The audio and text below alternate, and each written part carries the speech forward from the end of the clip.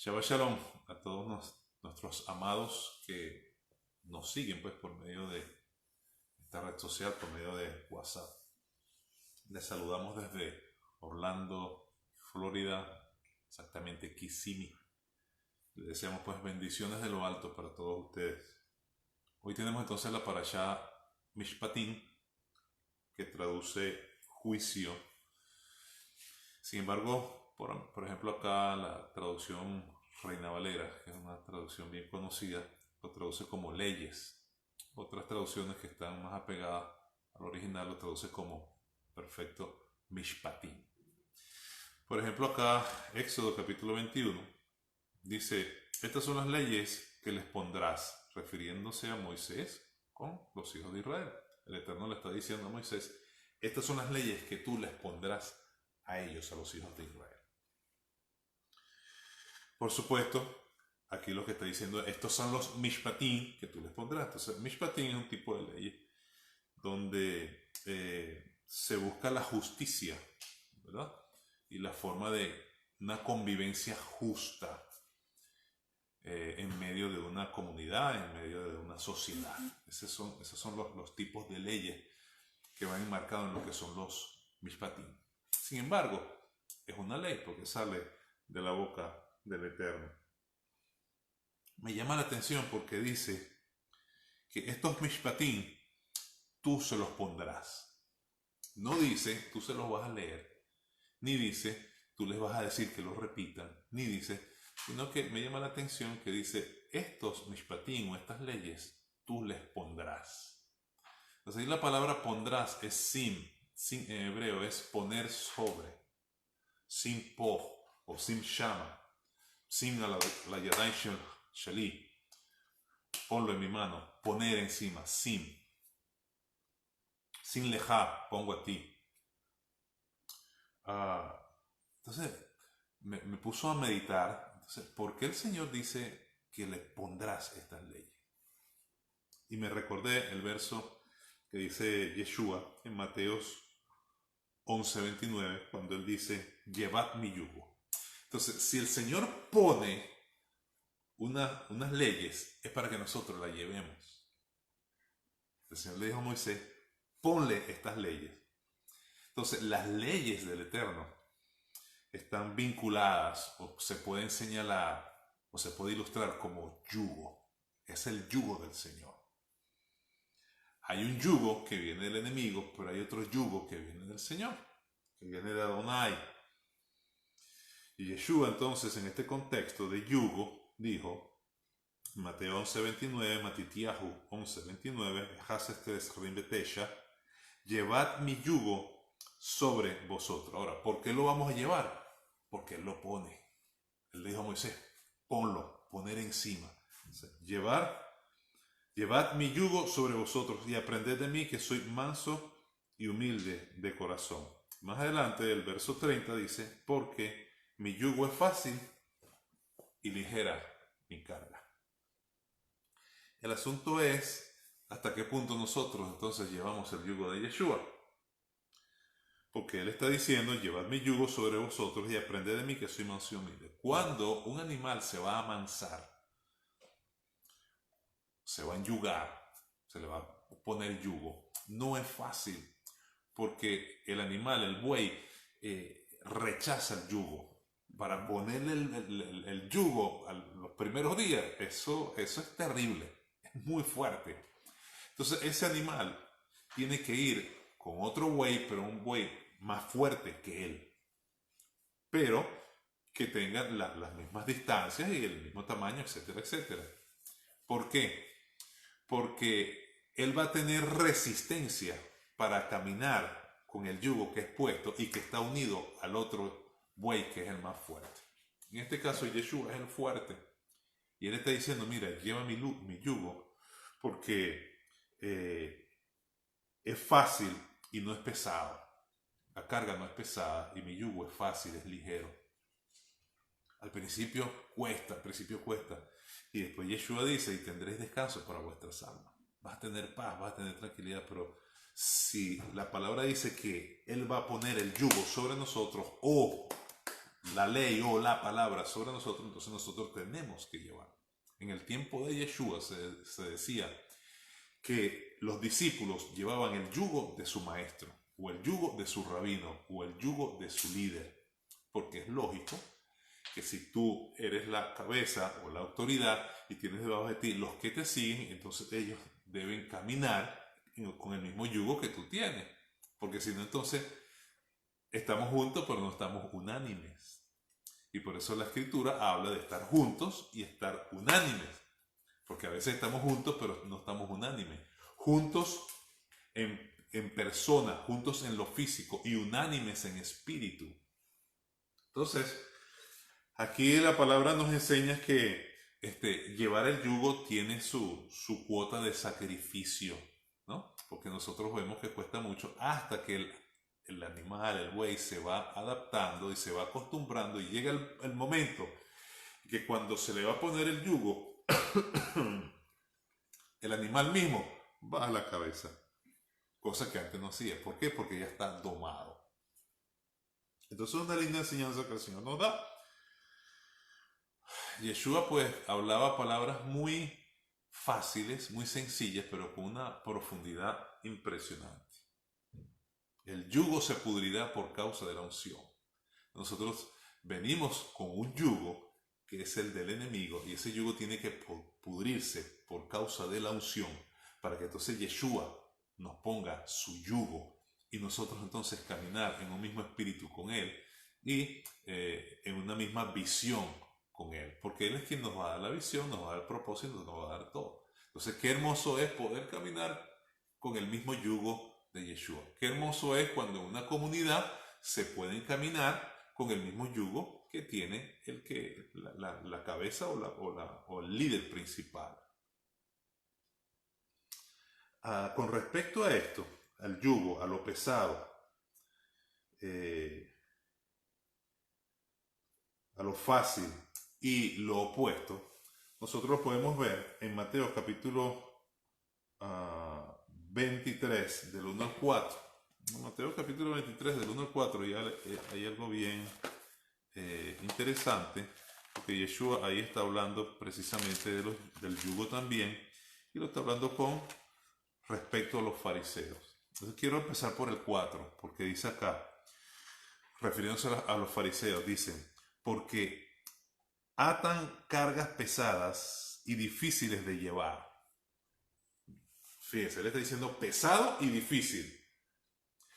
Pero Yeshua está diciendo también, por otra parte, que su yugo es liviano, es ligero y fácil. O sea, todo lo opuesto. Mientras son pesados y difíciles, Yeshua te dice, lo mío es fácil y liviano. Y las ponen sobre los hombros de los hombres, pero ellos ni con un dedo quieren moverlas. Refiriéndose entonces a ese tipo de carga que el hombre pone sobre el hombre. Ahora, ¿por qué? Porque habían tomado una autoridad que no les correspondía, y es precisamente lo que está diciendo acá Mateo o Matitiajo capítulo 23, cuando dice, en la cátedra de Moisés se sientan los escribas y los fariseos. Así que todo lo que os digan que guardéis, guardadlo y hacedlo, mas no hagáis conforme a sus obras, porque dicen y no hacen. La traducción, de acuerdo a el libro Yeshua griego versus Yeshua hebreo de Nehemías Gordon, él hace ahí un análisis con respecto a la traducción de Mateo Shem Tov, y Mateo Shem Tov dice de la siguiente manera, Nehemías Gordon, página 48, los fariseos y sabios se sientan en el asiento de Moisés. Después dice, por tanto, todo lo que él os diga, hacedlo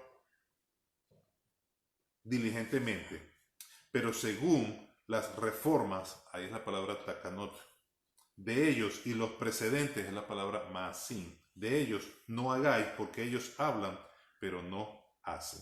Entonces, el punto principal acá es que Shem Tov traduce solamente con dos letricas, cambia todo el contexto de lo que cualquiera entonces pensaría, porque está diciendo, los fariseos y sabios se sienten en el asiento de Moisés, por tanto, todo lo que él os diga, hacedlo. Entonces, él explica Que cuando dice todo lo que él diga hacerlo, se refiere a la ley de Moisés, se refiere a los mishpatim, se refiere a los mishbot, a los hukim, a los mishpatim, a los edot, se refiere a la palabra del Señor. Todo lo que Moisés diga, hacedlo.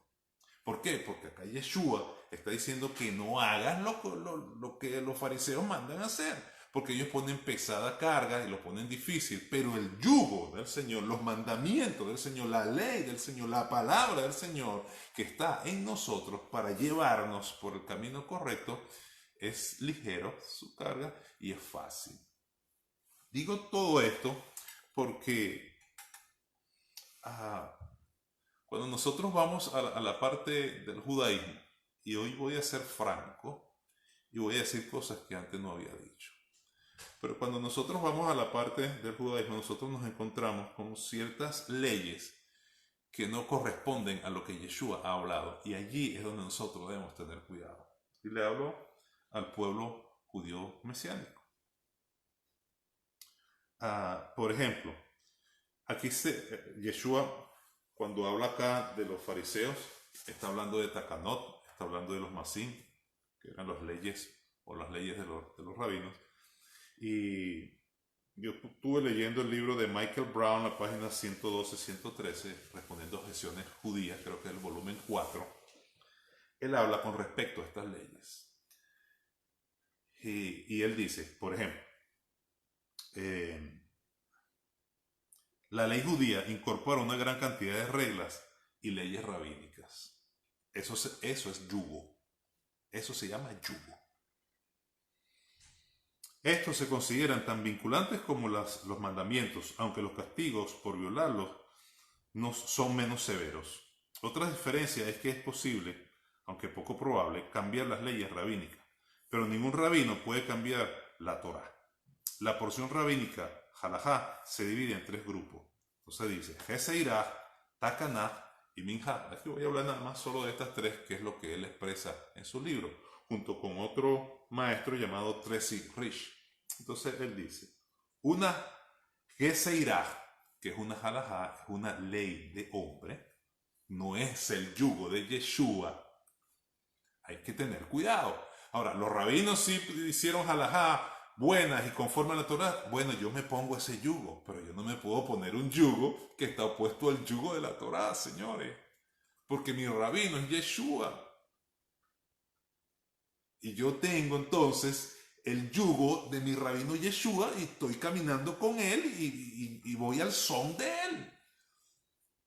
Entonces aquí dice, una Geserá es una regla, es una ley, instituida por los rabinos para evitar la violación involuntaria de un mandamiento. Por ejemplo, es una regla abstenerse de trabajar en sábado, una ley, abstenerse de trabajar en sábado, pero una Geserá se deriva para evitar incluso el manejo de cualquier instrumento en sábado. Es decir, que para guardar el mandamiento de no trabajar el sábado, entonces ponen otra ley. Bueno, hay que ver qué tipo de ley, a qué se refiere, a ver si está de acuerdo, porque la ley rabínica yo tengo que pasarla por la ley divina, a ver si es kosher o no kosher, a ver si es correcta o no es correcta. Después sigue hablando y dice, las takanot. Entonces dice, una takanat, singular, es una ley instituida por rabinos que no deriva de la Torá. Entonces aquí sí hay que tener cuidado. Ahora, en la congregación primitiva quiero decirles que había halajá. Sí habían reglas instituidas en el Sanedrín mesiánico que eran de acuerdo al Espíritu Santo y por supuesto porque unas reglas, deben haber reglas. Debe haber un orden. Pero ese orden tiene que estar en el orden de la Torá. Entonces, repito, una takana es una ley instituida por rabinos que no deriva de la Torá. Un ejemplo sería el encendido de velas en Hanukkah, una fiesta postbíblica, dice Tracy Rich. Takanot a veces puede variar según la región. Entonces hay judíos que aceptan una cosa y hay judíos que aceptan otra cosa. Pero él está diciendo que una takanat, por ejemplo, son las leyes, encender las velas de Hanukkah. ¿Qué quiere decir eso? Que yo no puedo poner el encendido de las velas de Hanukkah por encima de la divinidad y por encima de la palabra, porque entonces hay que tener cuidado con las exageraciones. Nosotros las encendemos, y entendemos y le damos el correcto significado, bendito sea el Señor que nos ayuda con su Espíritu Santo. Pero no quiere decir, porque esta no es la única takanat o takano que existe, hay otras más, también las velas del Shabbat son agregados de los rabinos. No quiere decir esto que cumplir las leyes o los mandamientos del Señor sea guardar esto. Esto sería secundario. Lo primero sería la ley de Moisés, sería la palabra que salió por la boca de Yeshua y que él la dio a entender a sus apóstoles y nos dijo por medio del Espíritu Santo que perseveráramos en la doctrina apostólica. Entonces, así sí es correcto. Por último, pues quiero seguir.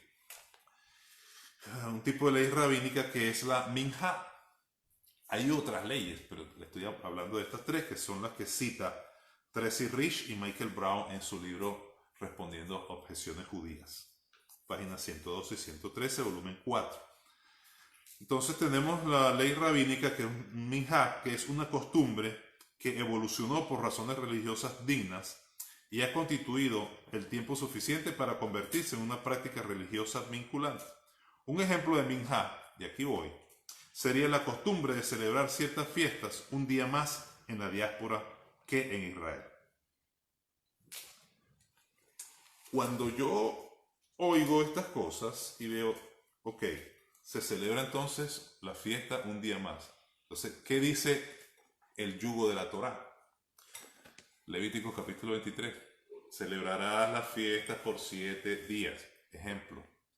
¿Qué dice el yugo rabínico? Celebrarás la fiesta un día adicional. Entonces el punto es, ¿qué yugo tengo yo puesto? ¿Tengo el yugo de Yeshua o tengo el yugo de los rabinos? La ley rabínica en este caso, que es una minhá, la cual o el cual da la oportunidad de un día adicional, ¿está conforme a la Torá? No está conforme a la Torá. Entonces, ¿qué yugo tenemos? Entonces comenzamos a ver una serie de cosas que no cuadran con la Torá, con lo que dijo Moisés. Y Yeshua está diciendo, los fariseos y los sabios se sienten en el asiento de Moisés, por lo tanto, todo lo que Moisés diga, hacedlo. Pero no hagan lo que ellos dicen. ¿Por qué dicen y no hacen? Entonces, ¿qué yugo tengo yo? ¿Hasta qué punto? Entonces, yo tengo una fe para tener una firmeza en lo que dice la Escritura y hacer lo que debo hacer. Entonces, no, pero es que nuestra tradición milenaria, pero ¿qué dice el yugo de la Torá? ¿Qué dice la boca del Señor?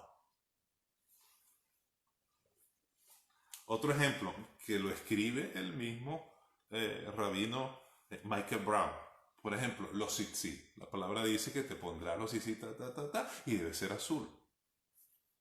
Bueno, entonces los rabinos, el otro yugo, dice que tiene que ser blanco porque el color pues se saca del mar, de un recuerdo que no hay lo suficiente, etcétera, etcétera. Entonces por ahora la trenza tiene que ser blanca. Señores, la boca de Adonai dijo que era azul. Entonces, ¿qué yugo tengo puesto? ¿Qué yugo tengo puesto? Yeshua me está diciendo, ponte mi yugo, porque no es pesado, es ligero y es fácil. Y ellos ponen entonces, cargan pesadas, ponen pesadas cargas difíciles de llevar y las ponen sobre los hombros de los hombres, pero ellos no las pueden cumplir ni las hacen. Tercer ejemplo, pues quiero pasar a otra faceta de lo que es el mandamiento del Señor y de los hombres. Tercera faceta, otra faceta o otro punto. La canción que se entona en congregaciones judías mesiánicas llamado Adon Olam. Una canción bellísima. Adon Olam, Asher Malach, Beteren Kol, etcétera, etcétera. Se le da gloria al Eterno. Pero hay una parte del coro, bien bonito el coro, pero dice, Behu Echad Belo Sheni. Entonces Entonces cuando está cantando usted, usted lo que está diciendo es que Él es uno y no tiene segundo. Entonces yo te pregunto, ¿qué yugo tenemos? ¿El yugo de Yeshua o el yugo de los rabinos? ¿Estoy en contra de los rabinos? No. Yo acepto las enseñanzas rabínicas que están filtradas por la Torá de Moisés.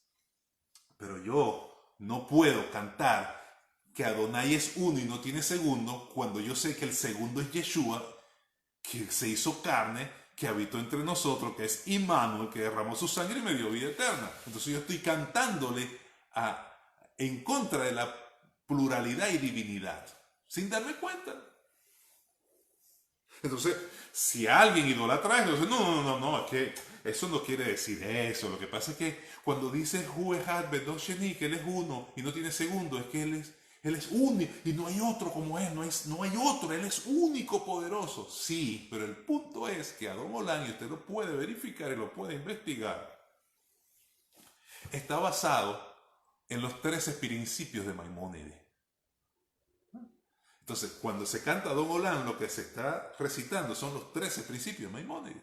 Y cuando tú estás diciendo Behu Echad Belo Sheni, que Él es uno y no tiene segundo, tú estás hablando del principio número 2 y número 3. El principio número 2 y número 3 dicen que Él es uno único. Y el principio número 3 que no tiene forma ni cuerpo. Entonces, ¿qué yugo tengo? El problema que pasó con algunos creyentes en la congregación del libro de Romanos, capítulo 1, que ellos decían que los gentiles se olvidaron de la gloria y cambiaron la gloria del Elohim corruptible por cuadrúpedos y esto y tal, y qué sé yo, son idólatras y tal. Y entonces Rav Shaul los exhorta en el capítulo 2 porque ellos estaban cometiendo el mismo error, estaban idolatrando su religión. Eso lo explica muy bien el doctor Tim Heck en su libro Romanos. Fíjese que Romanos capítulo 2 está hablando precisamente de la falta de los gentiles, su costumbre pagana, etcétera, etcétera, idolatría.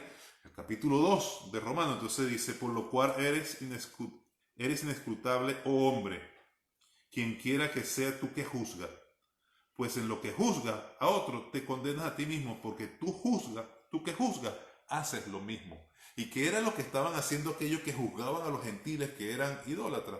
Estaban idolatrando el judaísmo. Estaban yendo a una esfera superior a la misma palabra, al mismo yugo que Yeshua nos dio.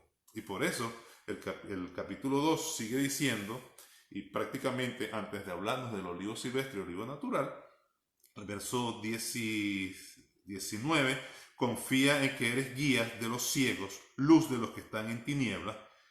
Verso 20, capítulo 2, verso 20 de Romanos, instructor de indoctos, maestro de niños, que tienes en la ley la forma de la ciencia y la verdad, tú pues que enseñas a otros, no te enseñas a ti mismo. Tú que predicas que no se hurte, te hurtas. Tú que dices que no se ha de adulterar, adulteras. Tú que abominas de los ídolos, cometes sacrilegio. Tú que te jactas de la ley, con infracción de la ley, deshonras al Eterno. Rav Shaul le estaba diciendo a los de la congregación allá, Romanos capítulo 1, capítulo 2, está diciendo que ustedes critican a los gentiles porque idolatran esto, pero ustedes están idolatrando. Entonces, lo que yo les quiero decir a ustedes es que debemos tener cuidado con idolatrar al judaísmo y poner al judaísmo por encima de la palabra de Moisés, por encima de la palabra de Yeshua, por encima de su yugo. Porque si yo pongo esas cosas por encima de la palabra de Yeshua, entonces estoy en idolatría y eso me va a abrir las puertas para que el enemigo venga y ataque y tenga entonces autoridad del mal sobre mí. Entonces yo prefiero ajustarme a lo que dice la Torá y ponerme el yugo de Yeshua antes de estar en una situación donde creo que ser judío es esto y resulta que estoy en contra de la Torá.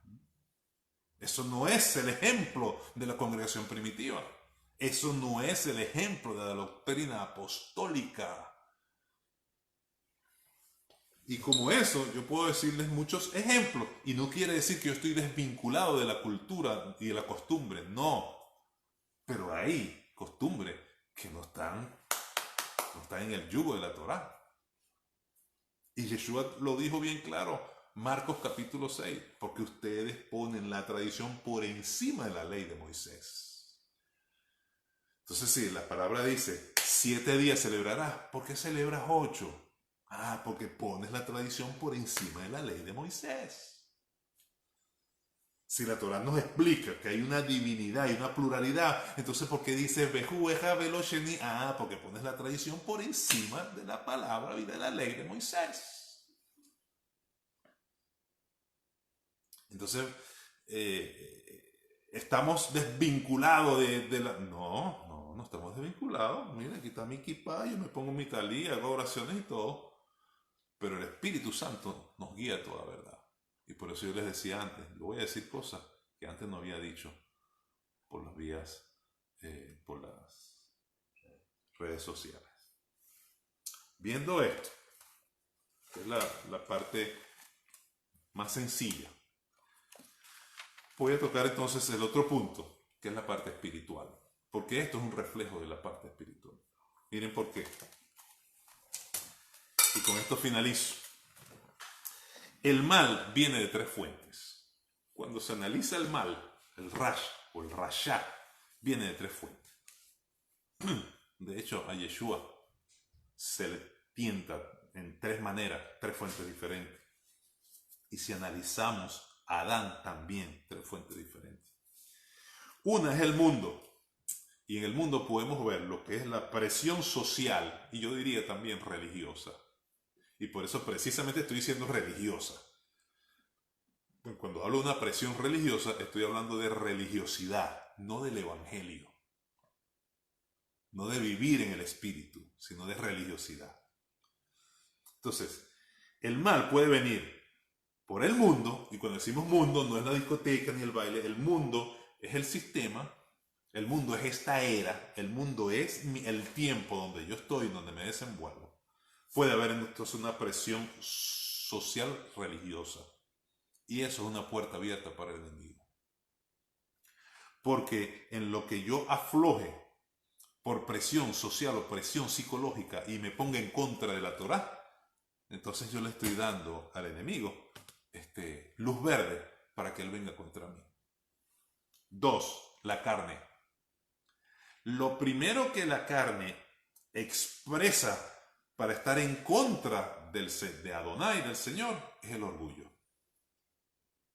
Por eso es que una persona orgullosa es como que si la esencia del enemigo estuviera en él. Porque el orgullo es el carácter de Satanás, forma el carácter de Satanás. El orgullo, la soberbia, la lujuria. Por eso es que la palabra dice, aprended de mí que soy manso y humilde de corazón, y hallaré descanso para vuestras almas. Por eso es que Yeshua dice, mira, ponte mi yugo, aprende de mí, mira, yo fui manso. Camina como yo camino, espera. Entonces, una persona cuando tiene soberbia, cuando tiene orgullo, es el carácter de Satanás que está en él. Y eso va a traer como consecuencia una puerta abierta. Por eso es que la única manera de nosotros acercarnos al Señor es cuando nos humillamos. Ningún orgulloso se va a acercar. Él lo ve de lejos. El orgulloso está de lejos. El soberbio está de lejos. Satanás está de lejos. Yo me quiero acercar a él. Yo tengo que entonces hacer lo que Yeshua dice. Aprende de mí que soy manso y humilde. Entonces el humilde de corazón, el pobre de espíritu, ese sí va a estar cerca del Señor. Y número 3, estas dos nos llevan a la tercera, que es diablo. Entonces está mundo, carne y diablo. ¿Y diablo de qué manera? Con espíritus demoníacos. Entonces todo comienza, o pudiera comenzar, por el mundo, presión social, religiosa, carne, orgullo, lujuria, vanidad, soberbia. Y tercero, Hasatán, mandando espíritus demoníacos. El espíritu demoníaco nunca va a venir a obrar y hacer lo que tiene que hacer sin que antes entonces venga esta situación de orgullo o esta situación de desobediencia en nosotros. Si esto entonces lo aplicamos en la parte espiritual, nos damos cuenta, por ejemplo, qué es lo que ha pasado en Venezuela. ¿Qué es lo que ha pasado? ¿Qué está pasando en el mundo? ¿Por qué hay tanta soberbia en el mundo? ¿Por qué hay tanto orgullo? ¿Por qué? Porque es el carácter de Hasatán que está en el hombre. Nadie se quiere humillar, nadie quiere ser humilde, todo el mundo es poderoso, todos son grandísimos, todos son poderosísimos, todos se la saben todas, nadie tiene que aprender de nadie, todos son poderosísimos, todos están por allá arriba. Y en lo que viene ese espíritu, lo que hace entonces es ponernos lejos del Señor y abrirle una gran puerta a las esferas espirituales de mal para que vengan contra nosotros, contra una nación, contra un país, contra un hemisferio, contra la tierra. Esdras capítulo 6, y con esto finalizo. Se lo estuve compartiendo a los líderes. Esdras capítulo 6 nos habla allí de un arrepentimiento profundo, que es lo único que nos puede llevar a acercarnos al Señor. Nadie se va a acercar al Señor con orgullo. Un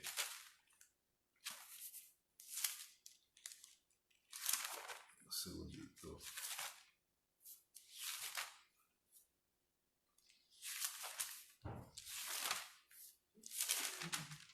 Ok, fíjense, la situación de Babilonia. ¿Por qué el pueblo es tomado y es llevado cautivo? ¿Por qué? Porque pasó esto mismo. Orgullo. Cuando una persona desobedece, cuando yo desobedezco, ¿por qué desobedezco? Porque soy orgulloso, porque soy soberbio, porque soy altivo. Esa es la expresión es la desobediencia, pero lo que está dentro es orgullo. Porque el manso siempre va a obedecer, el orgulloso se va a rebotar. Y tú le dices una cosa, no, pero es que esto es así, pero es que esto es así. Y así entonces argumentamos también con el Señor. El Señor nos manda a poner un yugo, pero yo voy a poner este porque tú sabes que mira, pero la ley de Moisés dice esto, pero es que tú sabes, nuestros sabios, bendita su memoria y nuestra tradición milenaria. ¿De qué te vale guardar una tradición milenaria si está en contra del yugo de la Torá? ¿Acaso eso no es desobediencia? ¿Acaso eso no es orgullo? ¿Acaso eso no es soberbia? Entonces la situación acá con Israel, y con esto finalizo, precisamente es eso. De alguna u otra manera. Estos mismos ejemplos que yo le estoy dando sencillitos, bueno, en una forma más profunda es la situación de Israel, la situación de Venezuela, la situación del mundo. Porque el que es fiel en lo poco es fiel en lo mucho. Pero si tú no eres fiel en lo poco, tampoco vas a ser fiel en lo mucho. Entonces una cosa es un espejo de algo que puede ser peor. Y dice, capítulo 9, verso 6 de Esdras. Dice, Elohim mío, confuso y avergonzado estoy para levantar, oh Señor mío, mi rostro a ti, porque nuestras iniquidades se han multiplicado sobre nuestra cabeza y nuestros delitos han crecido hasta el cielo. Cuando él está hablando esto, estamos hablando entonces de la tercera etapa, que son espíritus demoníacos. La desobediencia ha llegado ya a un punto cuando se le abre la puerta a Hasatán entra, pone el yugo y es quien manda. Verso 7. Y la única manera de romper ese yugo es con el arrepentimiento y la humillación profunda del corazón. Así, entonces nos acercamos al Señor. Verso 7. Desde los días de nuestros padres hasta este día hemos vivido en gran pecado. Y por nuestras iniquidades nosotros, nuestros reyes y nuestros sacerdotes, hemos sido entregados en manos de los reyes de la tierra a espada, cautiverio, robo y vergüenza que cubre el rostro como hoy día. Espada, cautiverio, robo y vergüenza. ¿Por qué? Porque hay un yugo que vino por la soberbia, por la desobediencia, por la altivez. Y la única manera era precisamente humillarse delante del Señor. Era, Señor, no quiero este yugo, quiero el tuyo, quiero ser humilde como tú. Esdras, que quizás no tenía que decir esto para cualquier religioso, tuvo que decir, hemos pecado, y se incluye él. Nuestros padres han pecado, yo he pecado, yo te pido perdón, tengo vergüenza de mostrarme delante de ti, Señor, por todo el pecado. Hemos fallado. ¿Cuánto nos cuesta muchas veces reconocer nuestra falla? Porque pensamos que no hemos fallado, porque muchas veces tenemos orgullo. Escúcheme, y el orgullo oscurece los ojos espirituales y no ves tus fallas. No veo mi falla. Por eso es que cuando yo entonces me humillo, la luz del Señor viene sobre mí y empiezo a ver cosas que antes no veía en mí y tengo que pedir perdón. Y tengo que devolverme en el camino y tocar la puerta y decirle, perdóname porque te hice daño. Perdóname porque hice esto. Perdóname porque hice lo otro. Porque tú te estás presentando. Ser santo no es compararme con los pecados de los demás. Este hizo un pecado feísimo, yo no, yo soy santo. No, compárate con la santidad. Compárate con el Eterno. Compárate con el que es santo, santo, santo. Entonces cuando nosotros nos comparamos delante de Él, tenemos que decir como Esdras, perdónanos Señor porque hemos fallado. Perdónanos porque nuestros padres han fallado. Y Venezuela va a llegar a este punto.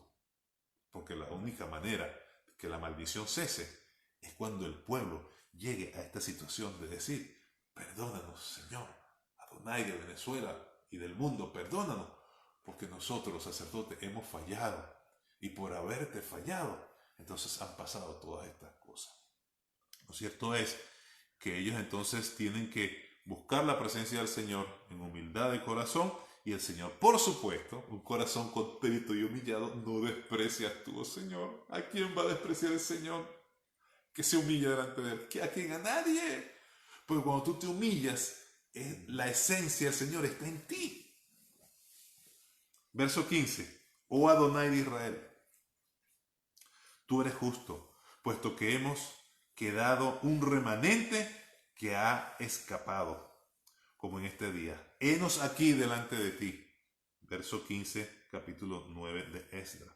Henos aquí delante de ti, en nuestros delitos, porque no es posible estar en tu presencia a causa de esto. Cuando nos decidimos a humillarnos realmente y a presentarnos delante de la santidad, eso fue lo que le pasó a Isaías, que cuando la gloria del Señor vino, entonces se dio cuenta que sus labios estaban inmundos. Y por eso es que Jeremías también tiene que arrepentirse, y por eso es que Job también tiene que arrepentirse, y por eso es que Esdras también tiene que arrepentirse. Y por eso es que nosotros tenemos que arrepentirnos. Ya basta de justificarnos. Henos aquí delante de ti en nuestros delitos, porque no es posible estar en tu presencia a causa de esto. Tú sabes muy bien que cuando la gloria del Señor está sobre nosotros, entonces percibimos más las cosas del Espíritu. Y a veces cerramos los ojos y entendemos que hemos fallado.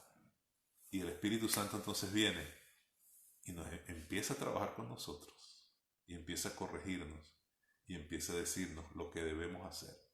Por eso es que debemos perdonar y debemos ser perdonados y debemos restituir y debemos amar. Yo voy a llegar entonces hasta aquí. Es muy bello todo lo que esto dice. Pero ellos tuvieron que rectificar porque habían tomado mujeres extrañas y habían caído en las abominaciones de ellas. Tuvieron que rectificar, y aunque fue dura la rectificación de dejarlas y habían tenido hijos y todo, la bendición del Señor vino sobre ellos. El Señor está haciendo cosas maravillosas, y yo sé que el Señor está despertando el espíritu de muchos venezolanos, tanto adentro como afuera, porque el Señor algo grande va a hacer, algo hermoso va a hacer. Cuando el pueblo de Israel salió del cautiverio, unos estaban allá, pero otros salieron para acá, para construir. Pero fíjese, el Señor trata con Esdras, el Señor trata con Nehemías, el Señor trata con Jeremías, el Señor trata con Ezequiel, el Señor trata con Daniel. Él tomó de su pueblo y le dio a cada quien lo que tenía que ver y lo que tenía que hacer. Nadie es género solitario, somos un cuerpo y todos dependemos de todos. Bendito sea el Señor que está despertando el espíritu de nosotros, los venezolanos de Venezuela, de Latinoamérica, porque viene un gran avivamiento en América Latina que comienza por la humillación por el arrepentimiento y pidiéndole de su gracia y su misericordia para que nos cambie y nos transforme. Que el Señor te bendiga.